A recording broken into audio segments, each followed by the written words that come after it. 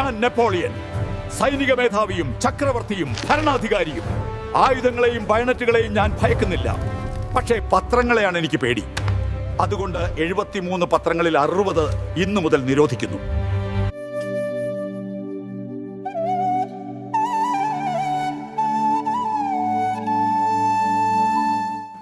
നമസ്കാരം.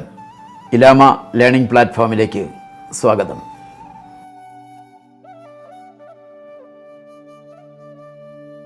ഡോക്ടർ സുകുമാർ അഴീക്കോടിൻ്റെ നവയാത്രകൾ എന്ന പുസ്തകം 1998 പ്രസിദ്ധീകരിച്ച നവയാത്രകൾ എന്ന പുസ്തകത്തിൽ പത്രങ്ങൾ ഏതു പക്ഷത്ത് എന്ന ഒരു ലേഖനമുണ്ട്. ഇതൊരു ലേഖന സമാഹാരമാണ്.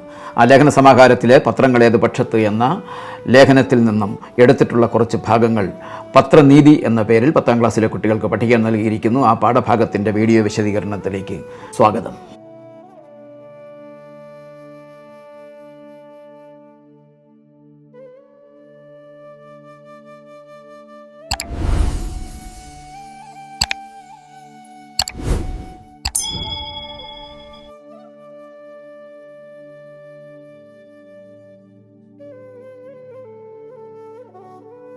ഞാൻ സുകുമാർ അഴീക്കോട്. പത്രനീതി എന്ന ലേഖനം എൻ്റെ നവയാത്രകൾ എന്ന പുസ്തകത്തിലാണുള്ളത്. ഈ പുസ്തകം പ്രസിദ്ധീകരിക്കുന്നത് 1998 അന്ന് മാധ്യമങ്ങൾ പത്രങ്ങൾ മാത്രമല്ല, റേഡിയോ ഉണ്ട്, ദൂരദർശനുണ്ട്, സ്വകാര്യ TV ചാനലുകൾ അനവധിയുണ്ട്.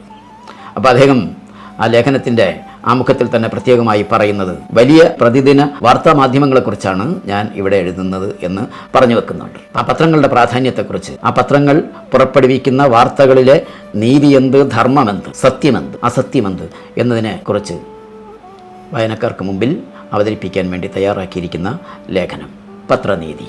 പത്രം ഏതൊരു മനുഷ്യനും വാർത്ത അറിയുന്നതിനും അറിയിക്കുന്നതിനും ഉള്ള മാധ്യമമായിരുന്നു ഒരു കാലഘട്ടത്തിൽ. പത്രമല്ലാതെ മറ്റൊരു മാധ്യമം ഇല്ലായിരുന്നു വാർത്തകൾ അറിയിക്കാനും അറിയാനും. ലോകത്ത് നടക്കുന്ന വിശേഷങ്ങൾ, സംഭവങ്ങൾ നമ്മുടെ മുമ്പിലേക്ക് എത്തിക്കുന്നതും നമ്മുടെ അനുഭവങ്ങൾ, നമ്മുടെ കാര്യങ്ങൾ, നമ്മുടെ അകായിലെ സംഭവങ്ങളെന്നാണ് ലേഖനത്തിനകത്ത് പറയുന്നത്. ആ സംഭവങ്ങൾ ലോകത്തിൻ്റെ മുമ്പിൽ എത്തിക്കാനും നമ്മൾ പത്രത്തെ തന്നെ ആശ്രയിക്കേണ്ടി വരുന്നു. പത്രക്കാർക്ക് എവിടെയെങ്കിലും തെറ്റുപറ്റിക്കഴിഞ്ഞാൽ അവരെ നമ്മൾക്ക് തിരുത്തണമെന്നുണ്ടെങ്കിൽ, അവരെ നമ്മൾക്ക് വിമർശിക്കണമെന്നുണ്ടെങ്കിൽ ആ പത്രങ്ങളെ തന്നെ നമ്മൾ ആശ്രയിക്കേണ്ടി വരുന്നു. ആ എതിർപ്പിന് പോലും നമ്മൾ ആ പത്രത്തെ തന്നെ ആശ്രയിക്കേണ്ടി വരുന്നു. ആ പത്രങ്ങൾ നമ്മളുടെ എതിർപ്പ് പ്രചരിപ്പിച്ചാൽ മാത്രമേ നമ്മളുടെ എതിർപ്പ് ലോകത്തിന് മുമ്പിൽ എത്തുകയുള്ളൂ. പത്രങ്ങൾ നമ്മൾ ആശ്രയിക്കണം, പത്രങ്ങളെ എതിർക്കാനും നമ്മൾ പത്രങ്ങളെ തന്നെ ഉപയോഗിക്കണം. അതാണ് ഇതിനകത്ത് പറയുന്ന ഒരു വിരോധാഭാസം. പത്രങ്ങളുടെ നീതിയും പത്രങ്ങളുടെ ധർമ്മവും പത്രങ്ങളുടെ പ്രാധാന്യത്തെയും വിശദീകരിക്കാൻ സുകുമാർ അഴീക്കോട് ചരിത്രത്തിൽ നിന്നും 2 ഭരണാധികാരികളെയും സാഹിത്യത്തിൽ നിന്നും 4 സാഹിത്യകാരന്മാരെയും ഉദ്ധരിക്കുന്നുണ്ട്. കേരളത്തിൽ നിന്നും സ്വദേശാഭിമാനി K. രാമകൃഷ്ണപിള്ള എന്ന പത്രാധിപരെയും ഉദ്ധരിക്കുന്നുണ്ട്. പത്രങ്ങൾ സൂര്യന് താഴെയുള്ള എന്തിനേയും കുറിച്ച് നമുക്ക് വാർത്തകൾ തരുന്നു. വൃത്താന്തം എന്നാണ് അതിന് അഴീക്കോട് കൊടുത്തിരിക്കുന്ന പേര്. അവയെ വിമർശിക്കുകയും ചെയ്യുന്നു. ഈ പത്രങ്ങൾ തന്നെ അവയെ വിമർശിക്കുകയും ചെയ്യുന്നു. പക്ഷേ അത്രത്തോളം പത്രങ്ങൾ വിമർശിക്കപ്പെടുന്നില്ല എന്നും അദ്ദേഹം പറയുന്നുണ്ട്. പത്രങ്ങൾ വാർത്തകൾ തരുന്നു. പത്രങ്ങൾക്ക് തെറ്റുപറ്റിക്കഴിഞ്ഞാൽ ആ തെറ്റിനെ ചൂണ്ടിക്കാണിച്ചാൽ അതിന് അവരങ്ങനെ വലിയ പ്രചാരം കൊടുക്കാറില്ല. അതവിടെ നിൽക്കട്ടെ. സ്വേച്ഛാധിപതികൾ പോലും പത്രത്തെ ബഹുമാനിക്കുന്നുണ്ട്, റെസ്പെക്റ്റ് ചെയ്യുന്നുണ്ട്. ഈ സ്വേച്ഛാധിപതി എന്ന് പറഞ്ഞാൽ ആരാണ്? ഏകാധിപതി. ഏകാധിപതി എന്ന് പറഞ്ഞു കഴിഞ്ഞാൽ എല്ലാം തൻ്റെ കാൽക്കീഴിലാണ്, താൻ പറയുന്നത് മാത്രമേ നടക്കാവൂ, താൻ ചിന്തിക്കുന്നത് പോലെ മാത്രമേ കാര്യങ്ങൾ മുന്നോട്ട് കൊണ്ടുപോകാവൂ എന്ന് ശാഠ്യം പിടിച്ചുകൊണ്ട് ഭരണം നടത്തുന്ന ഭരണാധികാരികളെയാണ് ഏകാധിപതി അല്ലെങ്കിൽ സ്വേച്ഛാധിപതി എന്ന് പറയുന്നത്. ചരിത്രത്തിൽ അത്തരത്തിലുള്ള ഏറ്റവും വലിയ ഏകാധിപതി നെപ്പോളിയൻ ബോണപ്പാർട്ടാണ്. ആ നെപ്പോളിയൻ ബോണപ്പാർട്ട് പറഞ്ഞത്, ആയുധങ്ങളെ എനിക്ക് പേടിയില്ല, ബയണറ്റുകളെ ഞാൻ പേടിക്കുന്നില്ല, പക്ഷേ പത്രങ്ങളെ എനിക്ക് വല്ലാത്ത പേടിയാണ്. നെപ്പോളിയൻ ബോണപ്പാർട്ട് അധികാരത്തിലെത്തിക്കഴിഞ്ഞപ്പോൾ ആദ്യം അദ്ദേഹം ചെയ്തത്, അന്ന് തൻ്റെ അധികാരപരിധിയിൽപ്പെടുന്ന പ്രവിശ്യകളിലുണ്ടായിരുന്ന 73 പത്രങ്ങളുണ്ടായിരുന്നു. ആ 73 പത്രങ്ങളിൽ 13 പത്രങ്ങൾ ഒഴികെ ബാക്കി 60 പത്രങ്ങളെയും നിരോധിച്ചു കളഞ്ഞു. ഞാൻ നെപ്പോളിയൻ, സൈനിക മേധാവിയും ചക്രവർത്തിയും ഭരണാധികാരിയും. ആയുധങ്ങളെയും ബയണറ്റുകളെയും ഞാൻ ഭയക്കുന്നില്ല. പക്ഷേ പത്രങ്ങളെയാണ് എനിക്ക് പേടി. അതുകൊണ്ട് 73 പത്രങ്ങളിൽ 60 ഇന്നു മുതൽ നിരോധിക്കുന്നു. 13 പത്രങ്ങൾക്ക് മാത്രം പ്രവർത്തിക്കാൻ അനുമതി കൊടുത്തു. ആ വർഷത്തിൻ്റെ അവസാനം എത്തിയപ്പോൾ ആ 13 പത്രങ്ങളിൽ നിന്നും അത് 9 പത്രമായി ചുരുങ്ങുകയും ചെയ്തു. അപ്പോൾ നെപ്പോളിയൻ അധികാരത്തിലിരുന്ന ആ കാലഘട്ടത്തിൽ നെപ്പോളിയൻ്റെ അധികാര പരിധിയിലാകെ 9 പത്രങ്ങൾ മാത്രമേ ഉണ്ടായിരുന്നുള്ളൂ. ഈ 9 പത്രങ്ങളിൽ വരുന്ന വാർത്തകൾ പിറ്റേ ദിവസം പ്രസിദ്ധീകരിക്കണമെങ്കിൽ അതിന് അദ്ദേഹം ഒരു സെൻസർഷിപ്പും ഏർപ്പാട് ചെയ്തിട്ടുണ്ടായിരുന്നു. അപ്പോൾ തൻ്റെ പട്ടാളത്തിലെ ഒരു മീഡിയ മേധാവിയുണ്ട്. ആ മേധാവി ആ വാർത്തകൾ അപ്രൂവ് ചെയ്യണം. എന്നാൽ മാത്രമേ പിറ്റേ ദിവസം ഈ 9 പത്രങ്ങളിലും വാർത്തകൾ വരാൻ പാടുള്ളൂ. വാർത്ത നേരത്തെ സെറ്റ് ചെയ്യണം, ഇവിടത്തേക്ക് കൊടുത്തുവിടണം. അദ്ദേഹം അത് നോക്കും, അദ്ദേഹം അതിൽ തുല്യം ചേർത്ത് വിടണം. എന്നാൽ മാത്രമേ ആ വാർത്ത പ്രസിദ്ധീകരിക്കാൻ പറ്റൂ. അത്രമാത്രം നിയന്ത്രിതമായിട്ട് വാർത്തകൾ വന്നിരുന്നു നെപ്പോളിയൻ്റെ കാലഘട്ടത്തിൽ. കാരണം പത്രങ്ങളുടെ വാക്കുകൾക്കുള്ള മൂർച്ചയാണ്. അദ്ദേഹം പറഞ്ഞതാണ്, ബയണറ്റുകളെ എനിക്ക് പേടിയില്ല. ബയണറ്റ് എന്ന് പറയുന്നത് തോക്കിൻ്റെ അറ്റത്ത് കത്തി പോലെ പിടിപ്പിച്ചിരിക്കുന്ന സാധനമാണ്. അത് ചെന്ന് ശരീരത്തിൽ കൊണ്ടുകഴിഞ്ഞാൽ ആഴത്തിൽ മുറിവേൽപ്പിക്കും. അതിനേക്കാളും വലിയ മുറിവാണ് പത്രങ്ങളിൽ വരുന്ന വാർത്തകൾക്ക്. അതുകൊണ്ട് പത്രങ്ങളെ എനിക്ക് പേടിയാണ്. പത്രങ്ങളെ വാഴ്ത്തി പറഞ്ഞവരുടെ വാക്കുകൾക്കും ക്ഷാമങ്ങളൊന്നുമില്ല. രാഷ്ട്രീയത്തിലെ 4ാമത്തെ മഹാശക്തിയാണ് പത്രം എന്ന് വിശേഷിപ്പിച്ചിട്ട് അതിനെ പുകഴ്ത്തി പറഞ്ഞ ആള് മറ്റൊരു ഭരണാധികാരിയാണ്. ഞാൻ തോമസ് ജെഫേഴ്സൺ, അമേരിക്കയുടെ 3ാമത്തെ പ്രസിഡന്റ്. പത്രങ്ങളെ ജനാധിപത്യത്തിന്റെ 4ാം തൂണെന്ന് ഞാൻ വിശേഷിപ്പിക്കുന്നു. അമേരിക്കയുടെ സ്ഥാപക രാഷ്ട്രീയ നേതാക്കന്മാരിൽ ഒരാളായ തോമസ് ജെഫേഴ്സൺ അമേരിക്കയുടെ 3ാമത്തെ പ്രസിഡന്റായിരുന്നു. 1801 മുതൽ 1809 വരെ അമേരിക്കയിൽ പ്രസിഡന്റായിരുന്ന ഭരണാധികാരി തോമസ് ജെഫേഴ്സൺ. അദ്ദേഹം പത്രങ്ങൾക്ക് അങ്ങേയറ്റത്തെ ഒരു പ്രശംസ നൽകിയിട്ടുണ്ട്. പത്രമില്ലാതെയുള്ള ഭരണത്തേക്കാൾ ഞാൻ ആഗ്രഹിക്കുന്നത് ഭരണമില്ലാത്ത പത്രങ്ങൾ മാത്രമുള്ള അവസ്ഥയാണ്. പത്രമില്ലാതെയുള്ള ഭരണത്തെക്കാൾ താൻ ആഗ്രഹിക്കുന്നത് ഭരണമില്ലാത്ത പത്രം മാത്രമുള്ള അവസ്ഥ എന്നാണ്. പത്രമുണ്ടായാൽ എല്ലാമായി. പക്ഷേ ഭരണകൂടം ഉള്ളതുകൊണ്ട് എല്ലാം ആവില്ല. അതുകൊണ്ട് ഭരണകൂടം ഇല്ലെങ്കിലും നമുക്ക് ജീവിക്കാം, പക്ഷേ പത്രമില്ലാതെ നമുക്ക് ജീവിക്കാൻ സാധ്യമല്ല എന്നാണ് ജെഫേഴ്സൺ പത്രത്തെ പ്രശംസിച്ചുകൊണ്ട് പറഞ്ഞത്. ജെഫേഴ്സൻ്റെ ഈ അഭിപ്രായത്തിൽ അതൊരു പ്രശംസ മാത്രമല്ല, അതൊരു സ്തുതിയല്ല, പകരം അതൊരു വാണിംഗാണ്, ഒരു താക്കീതാണ്. എന്തായിരുന്നു ആ താക്കീത്? അരാജകമായ അവസ്ഥയിൽ പോലും സത്യവും നീതിയും പുലർത്തുന്ന പത്രങ്ങളുടെ സാന്നിധ്യം സമൂഹത്തെ നേർവഴിയിലേക്ക് നയിക്കുന്നു, സമൂഹത്തെ രക്ഷിക്കുന്നു എന്നാണ് ആ അഭിപ്രായത്തിൻ്റെ സാരം. അതുകൊണ്ട് ആ ഉയർന്ന നിലയിൽ പത്രങ്ങൾ എല്ലായ്പ്പോഴും നിൽക്കണമെന്നും അതിൽ നിന്നും താഴേക്കിറങ്ങിയാൽ പത്രം മറ്റെന്തോ ആയിപ്പോകും എന്നും ഉള്ള ഒരു ശ്രദ്ധേയമായ ധ്വനിയാണ് ഈ പ്രശംസയ്ക്ക് പിന്നിലൊരു താക്കീത് പോലെ ജെഫേഴ്സൺ നൽകിയിരിക്കുന്നത്. ഈ പത്രങ്ങൾക്ക് കിട്ടിക്കൊണ്ടിരുന്ന ആ ബഹുമതിയെ വിമർശിച്ച കുറേ ആൾക്കാരുണ്ട്. അതിലാദ്യത്തെ ആള് ഓസ്കാർ വൈൽഡാണ്. ഞാൻ ഐറിഷ് നാടകക്കാരനായ ഓസ്കാർ വൈൽഡ്. പത്രങ്ങളെക്കുറിച്ച് എനിക്ക് പറയാനുള്ളത് ഇതാണ്. ഓസ്കാർ വൈൽഡിൻ്റെ ഒരു പ്രത്യേകത എന്തിൻ്റെയും മറുവശം ചൂണ്ടിക്കാണിക്കുന്ന ആളാണ്. ഇപ്പോൾ ഒരു നാണയം ഉണ്ടെന്നുണ്ടെങ്കിൽ ആ നാണയത്തിന് 2 വശങ്ങളുണ്ട്. ആ നാണയത്തിൻ്റെ ഒരു വശം മാത്രം അല്ല പറയുന്നത്, അതിൻ്റെ മറുവശം അതെന്താണോ അതിനെ എടുത്ത് പറയുക. നമ്മൾ ഒരു നെഗറ്റീവിസ്റ്റ് എന്നൊക്കെ പറയുന്നത് പോലെ. പക്ഷെ അങ്ങനെയല്ല. എങ്കിലും അതിൻ്റെ എതിർവശം ചൂണ്ടിക്കാണിക്കുന്ന ബിരുദനായിരുന്നു ഓസ്കാർ വൈൽഡ്. നാടകകാരനാണ്, കവിയാണ്. അദ്ദേഹം പത്രക്കാർക്കെതിരെ ചില പ്രയോഗങ്ങൾ നടത്തിയിട്ടുണ്ട്. സാഹിത്യം ആരും വായിക്കുന്നില്ല, പത്രങ്ങളാണെങ്കിലോ വായിക്കാൻ ഒട്ടും കൊള്ളുകയുമില്ല. പത്രങ്ങളെക്കുറിച്ച് അദ്ദേഹം പറഞ്ഞത്, അദ്ദേഹം സാഹിത്യകാരനാണല്ലോ, അദ്ദേഹം പറഞ്ഞ സാഹിത്യം ആരും വായിക്കുന്നില്ല. അദ്ദേഹം എഴുതുന്ന നാടകങ്ങൾ പോലും ആരും വായിക്കുന്നില്ല എന്നൊരു ധ്വനിയതിനകത്തുണ്ട്. പോട്ടെ, സാഹിത്യം ആരും വായിക്കുന്നില്ല, പത്രങ്ങൾ വായിക്കാനും കൊള്ളത്തില്ല. ഇതാണ് അദ്ദേഹം പത്രങ്ങളെക്കുറിച്ച് പറഞ്ഞത്. എന്നിട്ട് അദ്ദേഹം കൂട്ടിച്ചേർത്തതാണ്, ഈ പത്രങ്ങൾക്കുള്ളിൽ ഏറ്റവും കൂടുതൽ വഷളത്തരം ഏത് പത്രത്തിനുണ്ടോ ആ പത്രം ഏറ്റവും കൂടുതൽ വിറ്റഴിക്കപ്പെടും എന്ന് പറഞ്ഞു കഴിഞ്ഞാൽ ആൾക്കാരെ തെറ്റിദ്ധരിപ്പിക്കുന്ന തരത്തിൽ ഏറ്റവും കൂടുതൽ വാർത്ത കൊടുക്കുന്നത് ഏതാണോ ആ മാധ്യമം ഏറ്റവും കൂടുതൽ റീച്ചിൽ എത്തിപ്പെടും എന്ന് ഇന്ന് നമ്മൾ മനസ്സിലാക്കുന്നുണ്ട്. അത് വളരെ പണ്ടേ ഓസ്കാർ വൈൽഡ് പറഞ്ഞു വെച്ചു. എങ്ങനെ എന്തിൻ്റെയും മറുവശം ചൂണ്ടിക്കാണിക്കാൻ താല്പര്യം കാട്ടുന്ന കൂട്ടത്തിൽ അദ്ദേഹം പറഞ്ഞു വെച്ചു. അടുത്തത് പ്രസിദ്ധനായ ഒരു നാടകകാരൻ ഇബ്സൺ. ഞാൻ നോർവീജിയക്കാരൻ ഹെൻറിക് ഇബ്സൺ, ആധുനിക നാടകത്തിന്റെ പിതാവ്.